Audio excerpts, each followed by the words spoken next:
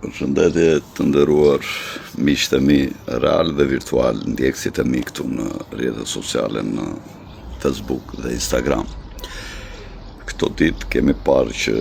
spaku koditi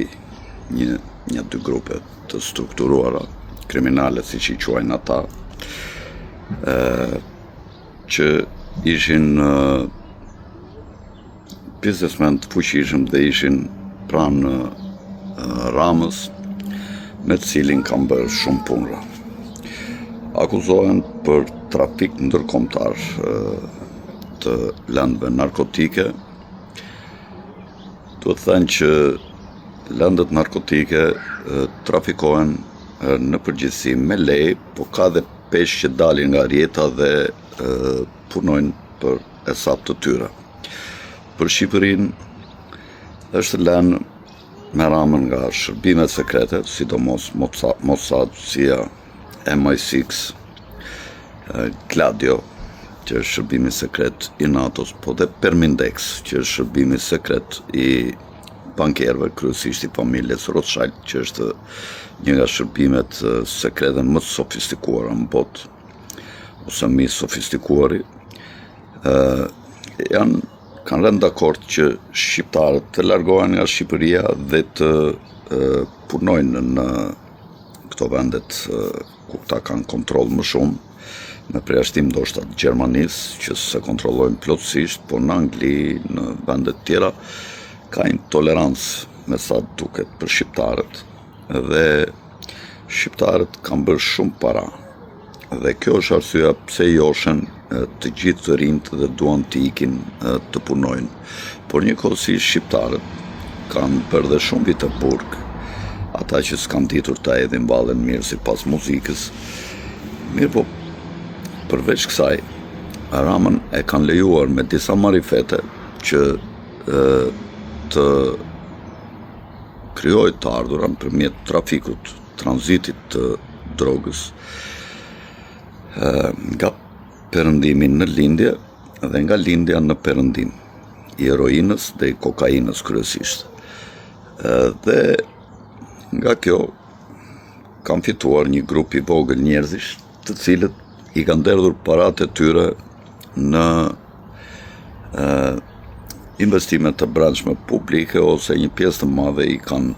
kaluar në këto offshore-et që vetë këta i kanë ngritur. Ky grup i strukturuar, i cili ka bërë luftrat e opiumit në Kinit përkthyer librin tim Luftrat e opiumit, që është një libër i shkëlqyer nga dy bashkautor, që tregon se çfarë ka ndodhur. Është i vetmi libër me sa di unë në Shqip, libër serioz që tregon se çfarë ka ndodhur me imtësi në atë kohë dhe familje që janë sot në elitën botërore, si Jardine, të tjera familje të bushe, kështu që kanë qenë më pak të ingranuara, sepse ishin familje të mëdha britanike që bën luftën në fund, të përfshin dhe disa familje franceze, të cilat dhe ato janë elitën botërore sot, të cilat u pasuruan me opium. Çfarë ndodhi? Kina kishte një bilans tregtar superior me britanikët, me kompaninë e indive lindore që quheshe, e cila kërkonte një marifet që të arrinte t'ju merrte, sepse në atë kohë tregtia behej me arë dhe argjend. Dhe gjithari i britanikëve dhe i evropianëve kishte filluar të rëmbeheshe nga Kina për shkak se shumë mallra kineze preferoheshin në Evropë në atë kohë, dhe sidomos çaj kinez që ishte shumë i preferuar, dhe që këta u përpoqën ta mbillnin dhe ta kultivonin në vendet e tyre, por nuk dha rezultat. Dhe një së të tjera gjëra që blinin nga Kina, si fajansa, porcelane, barut, letër, e tjera, dhe bilanci tregtar i Britanisë ishte negativ me Kinën, dhe këta po mendonin si të merrnin tash t'i rikthenin paratë prap me një marifet me një mall, me një grup mallrash që t'ja ushisnin kinezëve dhe t'ju merrnin atë përsëri mbrapa monedhat, arin dhe argjentin. Dhe këta pan një grup britanikësh që kinezët, fshatrat e mëdha pafund me kinezësh kishte po pastërti, kanalet Eurovezeza ishin jashtë në përfshatra, në për qytete, minj nga do smundje dhe këta buanin shumë nga këto smundjet disanteria, diareja dhe smundjet tjera që kishin dhimbje të sistemit gastrointestinal për shkak të infeksioneve dhe mikrobeve të mëdha. Dhe për këtë arsye populli kinez donte një qetësues që ta zinte gjumin ndarë nga dhimbjet dhe këta kërkonin dhe pinin opium, të cilin e njihnin që në kohrat e lashta, por që ishte i pamjaftueshëm në Kinë. Dhe britanikët u interesuan dhe morën vesh një pjesë e dinin, ata që ishin profesionistë, po dhe këta tregtarët që opiumi prodhohej nga një lloj lulkuqe që rriteshe kryesisht në atë luginën e gandit që deshte një temperaturë të caktuar dhe një lartësi të caktuar dhe lagështirë që të bëheshe me rendiment të lulkuqe e madhe, zemra e cilës kishte atë qumshin që është opiumi që nga përgatitet pasaj heroina. Edhe këta filluan ta tregtonin dhe filluan ta shisnin në masë në fillim me çmime më të ulta, pastaj me çmimet optimale që i mbanin në nivelin më të lartë të fitimit, kërkesë ofertë. Dhe perandori filloi të shikonte që dhe njerëzit e tij të afërm vinin të droguar në punë, nuk ishin nga shëndeti mendor në rregull dhe i filloi të shqetësohej, tha çka ka. Dhe i thani që këta marrin heroin dhe i puri një inspektorin lin që e ndalovi dhe e hoqi nga lista e mallrave që mund të tregtoheshin në Kinë dhe këta filluan kontrabandën britanikët së bashku me gangsterët kinez dhe filloi një luftë e madhe e shtetit kundër këtyre me vrasje, me pa paralajmërim, ku kapnin në det që s'pranonte të kontrollohej nga kjo garda e perandorit, qelloheshe, vriteshe dhe ka ndodhur vrasje të tmerrshme në atë kohë, shumë vrasje dhe përleshje dhe me anë të dy luftrave pastaj të opiumit u bën dy luftra në vitet 1830-1850 dhe perandori u detyrua të nënshkruante pasi humbi luftën, ju ngrit edhe një rebelim aty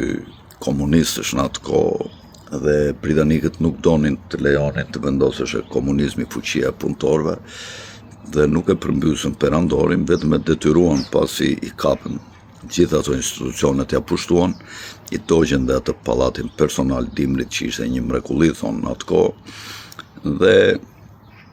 e detyruan që ai të nënshkruante lejimin e tregtimit të opiumit dhe të heroinës në Kinë dhe këto familje mafioze që u morën me të këtyre drejtuesve kryesor të indive lindore që ishte elita britanike, sot janë nga familjet e elitës botërore dhe vazhdojnë ta kontrollojnë heroinën dhe kokainën. Kokaina dhe në vitin 1947 ka qenë e lejuar në Shtetet e Bashkuara. Unë kam botuar një libër, Historia e kokainës, kam botuar vëllimin e parë, do botoj dhe vëllimin e dytë dhe aty tregohet sepse Shtetet e Bashkuara këmbëngulën që të ndaloheshe kokaina. Çdo gjë që ndalohet bëhet që të kontrollohet dhe të rritet fitimi nga ata që e kontrollojnë. Edhe sot, mos kujtoni se këto institucionet që punojnë TEA, ku e diun çan këto në përbot, punojnë për ta ndaluar, punojnë për ta kontrolluar që ata ta tregtojnë vetëm ata që kontrollojnë botën ose shtetet përkatëse. Dhe në këtë kuptim, shqiptarët u joshën nga ky fitim i shpejt me pak risk që kërkonte trimëri dhe natyra e shqiptarëve është e tillë që e marrin përsipër rrezikun, sepse shqiptarët thonë më mirë një fund i tmerrshëm se sa një tmerr pa fund dhe e pëlqejnë rrezikun dhe fitimin e shpejtë se sa të rinë të punojnë si njerëz të rëndomtë dhe të zakonshëm. Shumica e shqiptarëve e ka këtë natyrë dhe e ka treguar në çdo perandori që kanë bashkëjetuar, ata kanë marrë risje të mëdha dhe kanë arritur, kanë dalin në krye. Dhe tash këta nuk duan që paret e shqiptarëve që kanë fituar në vendet e perëndimit të vinë në Shqipëri, dhe për këtë arsye Rama e kanë lejuar të vjedhë me call centrat nëpërmjet bashkëpunimit me Mossadin, ku mund të jenë vjedhur qytetarëve evropian, sidomos atyre gjerman, që është një lloj përdhunimi që ja u bën Mossadi dhe që i mban të nënshtruar për të reaguar kundër Edi Ramës. Mund t'ju kenë vjedhur edhe vllai Edi Ramës, ishte një nga këta njerëzit që është marrë me këto punë me call centrat, është përfolur me ata Armand Josifin, e po diun çka kanë qenë këta të tjerët, dhe ju kanë grabitur qytetarëve evropian mbi 10 miliardë euro, ndërsa ka njerëz që mendojnë, ata që merren me këtë punë, që rreth 30 miliardë të ardhura në Shqipëri kanë ardhur gjithë të vitet e rilindjes me ndihmën e Mossadit, CIA-s, kanë ardhur rreth 30 miliardë dollar, shumica nga tranzitimi i drogës dhe kontrolli i portit të Durrësit me grupe mafioze të cilët bashkëpunojnë me Ramën, sigurisht, dhe së bashku pasaj me këto para ndërtojnë kulla dhe gradaçela, të cilat mund të jenë rreth 1.200.000 banesa bosh në përvendet të lakmuara, kryesisht në Tiranë, të cilat mbajnë ndoshta për të ardhur në një rast luftet, në një moment tensioni dhe sikletit të çufove, të mbushet këtu kryesisht me çufa për shkak të çmimeve të larta që nuk bien edhe sepse kostot kanë qenë të larta për shkak të korrupsionit, sepse këta që kanë ndërtuar sigurisht i ka lënë pjesën e tij kryeministrit, dhe njëkohësisht ato studimet, planet urbanistike bën ato kompanitë tanë, dhe të cilat bën pasaj dhe i blejnë piktorit pikturat e tij nga 2 milion euro, 3 milion euro, 1 milion euro, edhe kështu ai pastron dhe paratë edhe del dhe thot s'ka bir kurve të kërkoj paratë vetë në xhepat tim. Tashi një grup i këtyre